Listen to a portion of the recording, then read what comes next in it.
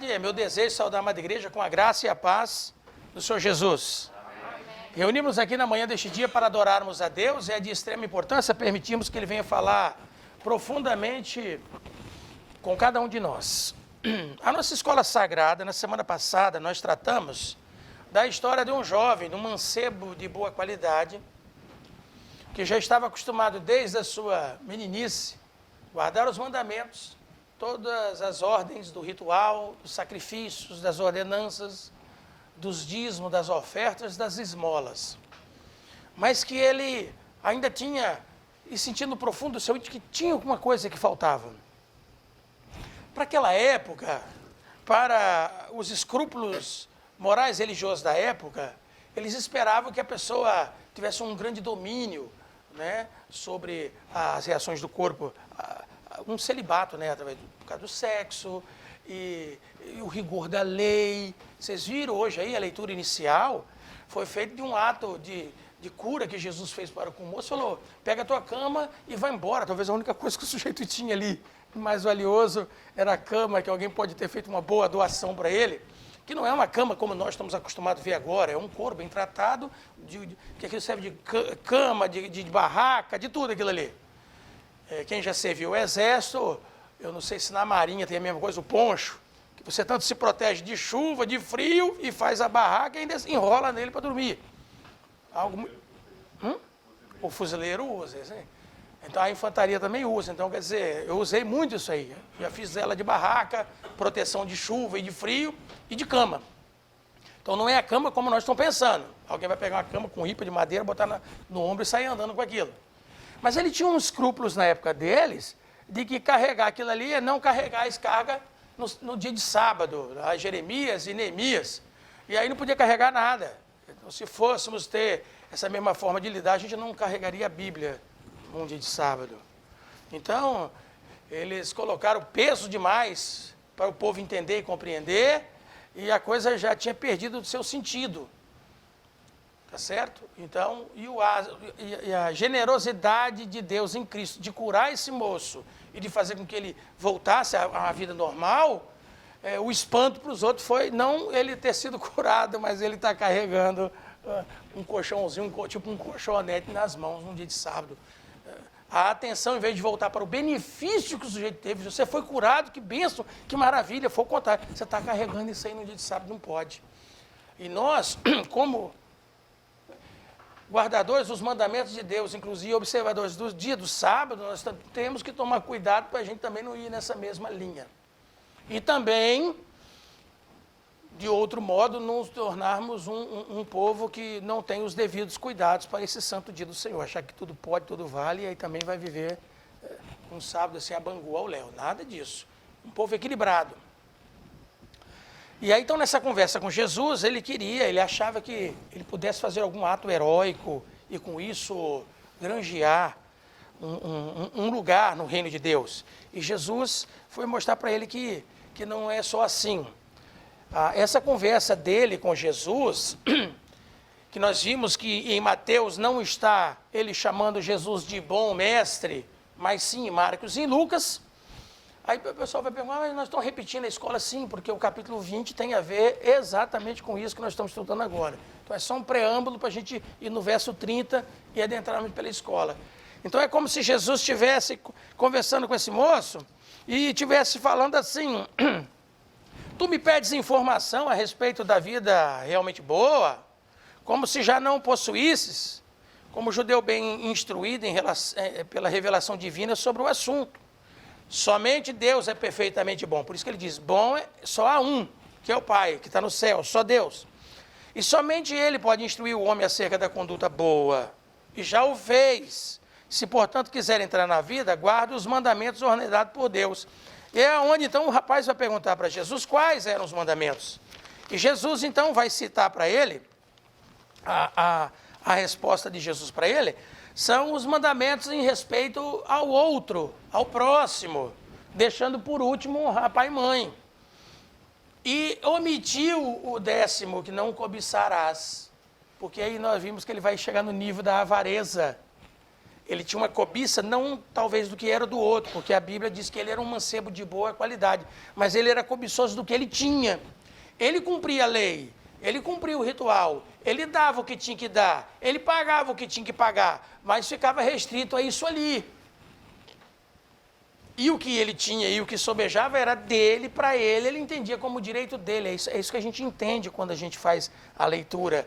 E aí, então, Jesus, quando toca na cobiça, fala para o jovem, então você faz o seguinte, você vende o que você tem, doa ao próximo, aos necessitados, e vem e me segue. Porque se você fizer isso, você vai ter uma recompensa. Vamos lá no capítulo 19? Vamos ver aqui, ó. Capítulo 19. Vamos lá, o verso 21. Alguém para ler, faz favor. Vamos ver? Disse-lhe Jesus: se queres ser perfeito, vai, vende tudo que tens, dá aos pobres, e terás um tesouro no céu. Depois, vem e segue.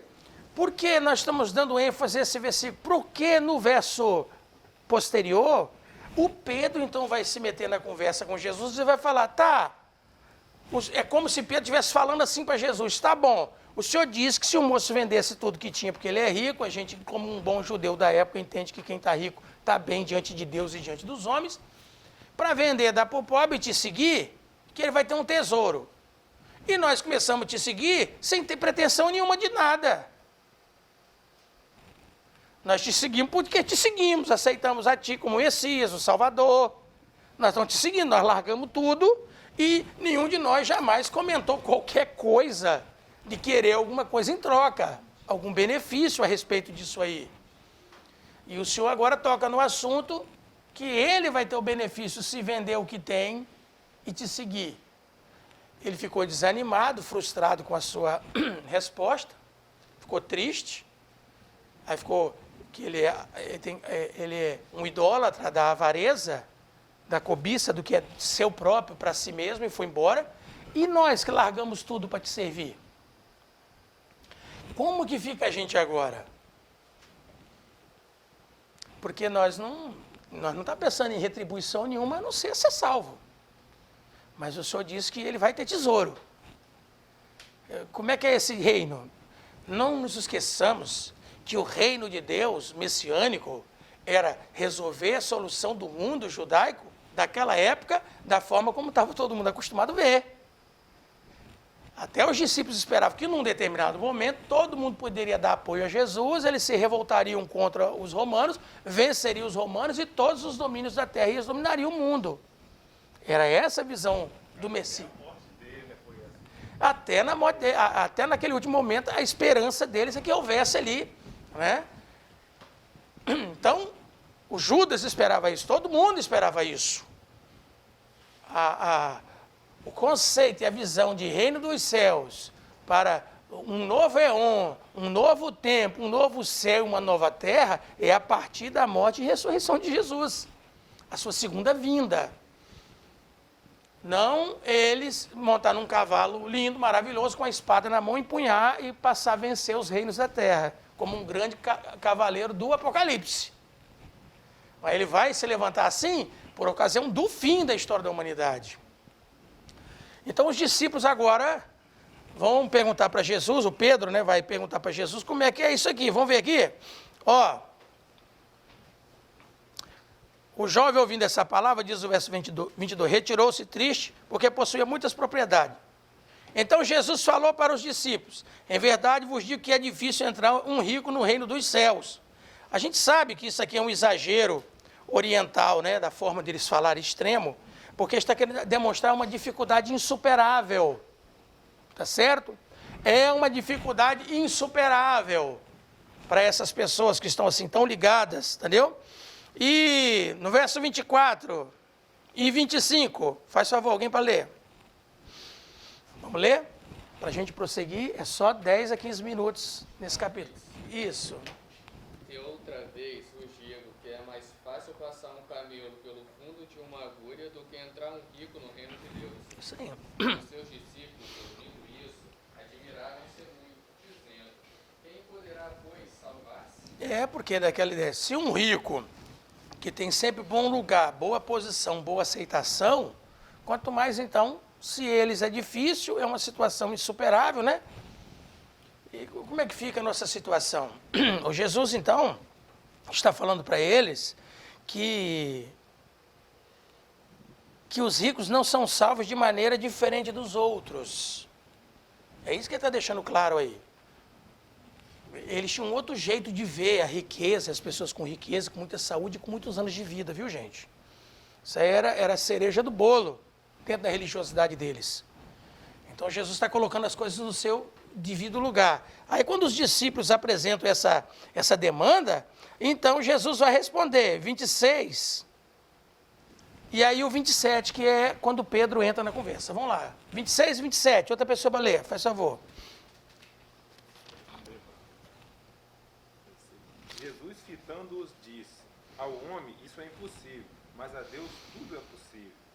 Pedro, tomando então a palavra, disse: eis que nós deixamos tudo e te seguimos. O que receberemos? Pode ler o 28.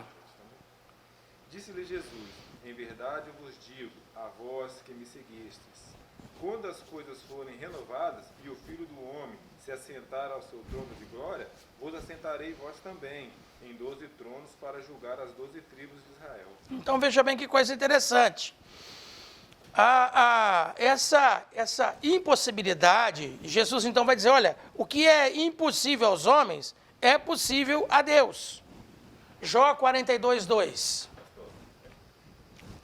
Jesus quis mostrar àquele homem um pecado que estava Oculto aí. uma fraqueza, vamos dizer assim. Sim. Que ele não conseguia ver. Para ele era tudo, mas ele sentia que faltava. E Jesus mostrou para ele. Exato. Tudo bem que ele não aceitou. E hoje em dia tem muita gente, principalmente na nossa igreja, que observa muitos mandamentos, que fica com muito esse negócio de vigiar esses mandamentos, até em outros, vigiando nos outros, e acaba perdendo a essência do que é viver num evangelho.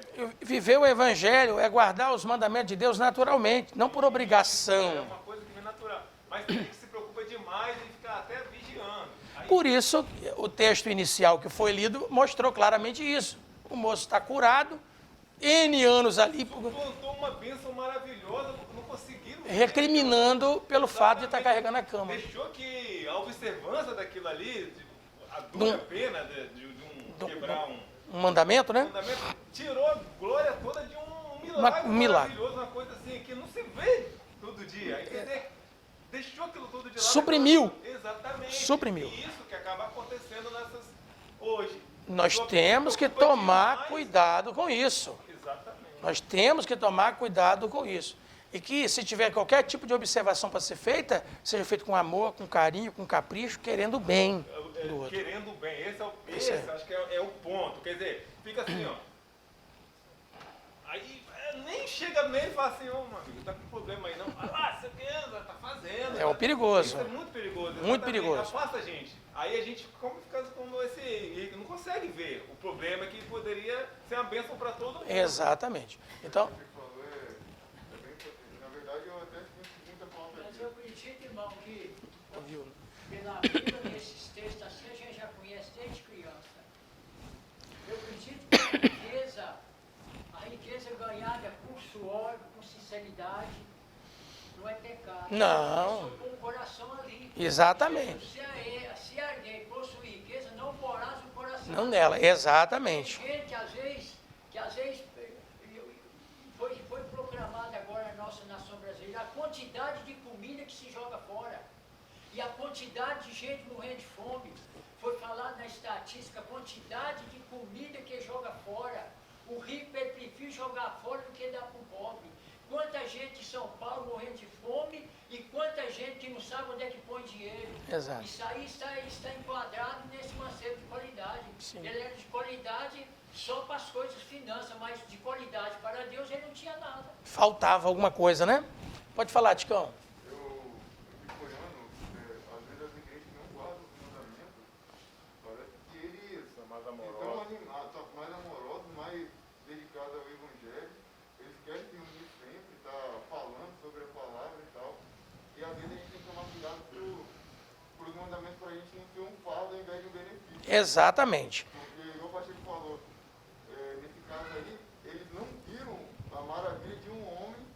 apurou, por exemplo, se esse homem tem poder para apurar, o que é um mandamento? Ele sabe o que ele está fazendo. Sim. Não conseguiu perceber. De jeito nenhum. Então, olha aí, 42:2 de Jó. A gente estava falando da impossibilidade do homem se salvar. Olha aqui diz, ó. Bem sei eu que tudo podes. É Jó falando de Deus. E que nenhum dos teus propósitos pode ser impedido. Então, Deus faz como quer. Inclusive, esse capítulo 20, que nós vamos adentrar agora, vai demonstrar claramente isso. Esse aí é um preâmbulo para o capítulo 20, onde a gente vai ouvir uma parábola. Essa parábola é como um midrash, né? O que é midrash? Para quem não sabe o que é midrash, midrash é uma exegese do texto ou da vida, mas no caso é tirado de texto, onde vai tirar do texto todo o espírito de palavra que tem ali, que às vezes não está tão óbvio numa leitura muito rápida, muito simples. Eu acho que não é à toa que Paulo era muito um midrashista, porque ele dizia, a letra mata e o espírito vivifica. Quer dizer, o que você pode tirar da palavra é que vai vivificar o sujeito. E às vezes você tira muito mais do que aquilo de uma leitura muito rápida. Então a leitura dos discípulos diante dessa situação de um jovem rico, milionário, e que está com aquelas suas pendências consigo mesmo e para com Deus e para com a salvação, e agora a sua reação diante do desafio que Jesus coloca sobre ele. Jesus faz com que você agora vai ter que tomar uma decisão drástica com essa sua situação aí de cobiça, de avareza. Entendeu? Você vai vender o que você tem e você vem e me segue. E você vai ter um tesouro. Então, a partir dessa conversa de que vai ter um tesouro, vai ter uma recompensa da parte de Deus, então os discípulos se manifestam. Mas tá, e nós? Nós nunca te seguimos porque a gente estava esperando alguma coisa. Quando a gente chegou perto do senhor falou, eu não tenho casa, a raposa tem onde dormir, eu não tenho, entendeu? Os pássaros têm seu lugar para ficar, eu não tenho nada para dar para vocês, a não ser a palavra de Deus e a entrada franca, a porta aberta para o reino de Deus e a sua justiça. E eles aceitaram. Quando Pedro, então, ouve. Então, tem gente que eu já li um comentário bíblico que o sujeito diz, Pedro, então, faz uma pergunta mercenária. Mas deixa eu até falar. Tem muito material por aí fora na internet e muitos livros que vão tratar esses movimentos messiânicos e alguns outros vão chamá-los de mercenários. Inclusive, o Flávio Josefo chamava esses movimentos rebeldes e guerrilheiros de mercenários. A gente tem que ficar claro que hoje quando a gente fala, fulano é um mercenário, ou seja, só faz alguma coisa se ele tiver alguma vantagem ou ganhar dinheiro. A gente pensa assim. Mas mercenário é profissão. Principalmente na história da Bíblia. Aqui no Brasil, quando Dom Pedro I decretou a independência de Portugal, ele teve que pagar um exército, que o exército estava aqui, era de Portugal. E agora nós desmembramos de Portugal. Então tinha ingleses, alemães, irlandeses, que ele pagava para ser a guarda. Entendeu? E como não era uma guarda daqui, feita de pessoas daqui, de um exército daqui, eles eram chamados de mercenários. Porque um mercenário, ele trabalha para o outro pelo soldo, ou pelo que vai se distribuir depois de uma guerra e de uma vitória, mas ele não está ali por causa de um ideal, por causa de uma fidelidade, está entendendo? Ele está ali pelo ganho. Por isso que o nome é mercenário, que vem de mercenario, do latim, que é comércio. É um comércio, você me paga, eu te protejo. Segurança privada, você me paga que eu te protejo. Entendeu? Se você não me pagar, eu não vou te proteger, eu vou proteger outro. Então, quer dizer, não vai te proteger porque gosta de você, porque ele vai receber o salário dele. Tá certo? Então, por que essa pergunta? A pergunta é mercenária, porque agora ele se interessou em saber se o rico vendesse e fizesse o que Jesus falou, ia ter um tesouro. Qual, então, é o nosso tesouro? Que a gente não tinha preocupação nenhuma com isso, mas agora eu quero saber como é que é. Aí Jesus falou, na regeneração das coisas, vocês vão se assentar em 12 tronos, e vai ser para uma outra parte do capítulo 20 que nós vamos estudar, quando 2 dos discípulos pedem um para ficar à direita e o outro à esquerda. Tem 12 tronos, além de ficar em 12 tronos, os 2 queriam um lugar de maior honra do que os outros 10. Então você vê como é que a coisa está desenvolvendo aí. Então essa história desse moço, que é real, tá, com a parábola que se segue estão amalgamadas, intrinsecamente ligados uma à outra aí. Então, ele diz, ó, vocês vão se sentar em trono, junto com o trono da glória, em 12 tronos, e vocês então vão julgar as 12 tribos. Não é cada um vai julgar uma tribo. Vocês 12 vão julgar as 12 tribos. No tempo de Jesus, as tribos de Israel não eram mais como eram antes. Tá certo? Mas Jesus veio fazer o quê? Ele veio reunir os dispersos de Israel. Capítulo 10 de Mateus, versículo de número 6. Olha aí como é que ele diz aí, ó. 10, 6. Sim? José fala de que eles eram mercenários, mas a palavra modifica o homem, né? Jesus conhece o coração de todos eles. Sabiam que eles iam abandonar no momento mais terrível, mas mesmo assim estavam com eles. Sim. E sabia que depois eles abandonaram tudo bem, mas depois se sentiram tristes até a volta dele, e depois ainda Jesus falou com Pedro, ó, apacenta minhas ovelhas, confiou nele, quer dizer, sabia que tinha sinceridade, apesar dessa pergunta, que seja, mas Jesus conhecia isso, sabe? Que com certeza. Jesus está considerando, você vê que ele não retalha o Pedro, e agora que interesse é esse seu aí? Você não tinha esse tipo de preocupação, como é que você está tendo isso agora? Ele não ralhou. Né? Nem com os outros dois depois, que vão pedir para ficar à direita e à esquerda, ele também não vai ralhar. Ele entende, compreende muito bem, porque foi naquele momento que teve esse tipo de conversa, esse tipo de situação. Uai, se o rico está bem, ele garante alguma coisa e nós? Como é que fica a nossa situação? Tem um contexto dessa pergunta dele também. Quando eu falo que é pergunta mercenária, é no sentido que agora Pedro está preocupado com a retribuição divina.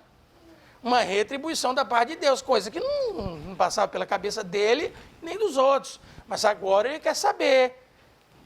E aí Jesus responde, vocês vão se sentar em tronos. Vocês vão julgar. Ó, capítulo 10, verso 6 aí de Mateus, ó.